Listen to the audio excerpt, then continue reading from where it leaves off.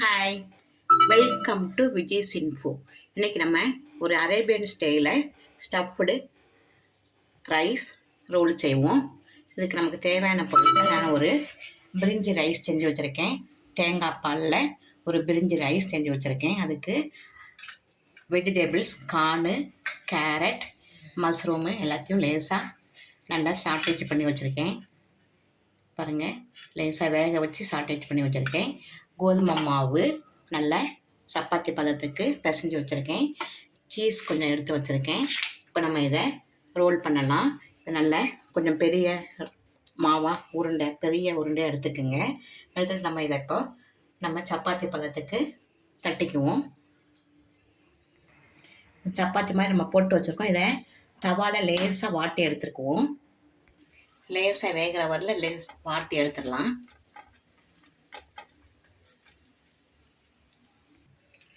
லேசாக ரெண்டு பக்கமும் வேகிற மாதிரி வாட்டி எடுத்தாச்சு. இப்போ நம்ம ஸ்டவ் பண்ணலாம். இப்போ நான் பிரிஞ்சி ரைஸ் செஞ்சு வச்சுருக்கேன். நீங்கள் எந்த ரைஸ், டொமேட்டோ ரைஸ், தேங்காய் சாதம் எதுனாலும் செஞ்சுக்கலாம். நான் பிரிஞ்சி ரைஸ் செஞ்சு வச்சுருக்கேன். நம்ம இதில் வச்சுக்கலாம். நம்ம எதாவது பிக்னிக்லாம் போகிறப்ப நல்லா ஃபில்லிங்காக இருக்கும். எல்லாமே ரைஸு, வெஜிடபிள்ஸ் எல்லாமே ஒரே இதில் வச்சு அழகாக ஈஸியாக சைடு டிஷ் எதுவுமே தேவையில்லை, அப்படியே கொண்டு போகலாம். அதுக்காக தான் இந்த இது பண்ணியிருக்கேன். பாருங்கள், நல்லா கார்னு, மஷ்ரூமு, கேரட் எல்லாமே இதில் இருக்குது. மசாலா கொஞ்சம் மிளகாத்தூள்லாம் போட்டு நல்லா வதக்கி வச்சுருக்கேன். இதை இதில் வச்சிடலாம்.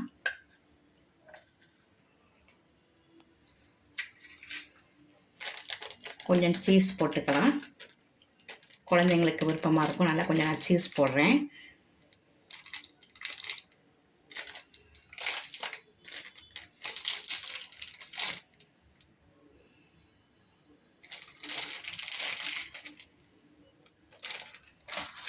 இப்போ இதை நம்ம நல்லா மடித்து விட்டுக்கலாம்.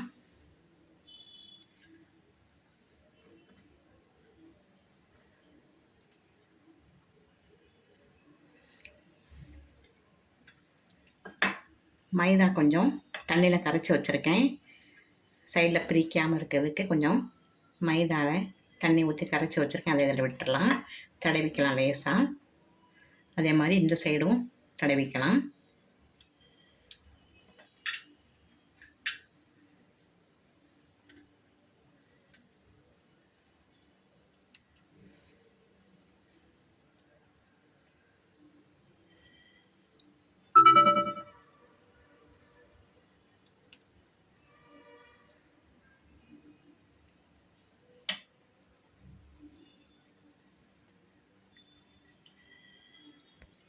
இந்த மாதிரி நல்லா ரோல் பண்ணி மைதாவில் நல்லா தடவி வச்சுருங்க. தடவி வச்சுட்டு இப்போ நம்ம தவாவில் போட்டு சுட்டு எடுக்கலாம்.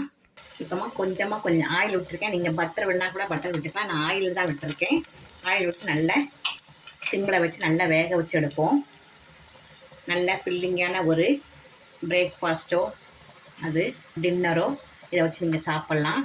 எங்கேயாவது டூர் போனீங்கன்னா இந்த மாதிரி ஸ்டஃப் பண்ணி அழகாக கொண்டு போனீங்கன்னா உங்களுக்கு நல்லா ஃபில்லிங் ஆகிடும். எல்லாமே கிடைக்கிது. இதில் ரைஸ் இருக்குது, வெஜிடபிள் இருக்குது, சப்பாத்தி மாவு இருக்குது, சப்பாத்தி சாப்பிட்ட மாதிரியும் இருக்கும், ஒரு ப்ரெட்டு சாப்பிட்ட மாதிரியும் உங்களுக்கு நல்லா ஃபில்லிங்காக கிடைக்கும். இப்போ நம்ம ஒரு சைடு நல்லா வெந்துருச்சு. இப்போ திருப்பி போட்டாச்சு. இந்த சைடும் கொஞ்சம் நல்லா வேகட்டும். கொஞ்சம் ஆயில் வேணால் விட்டுக்கலாம்.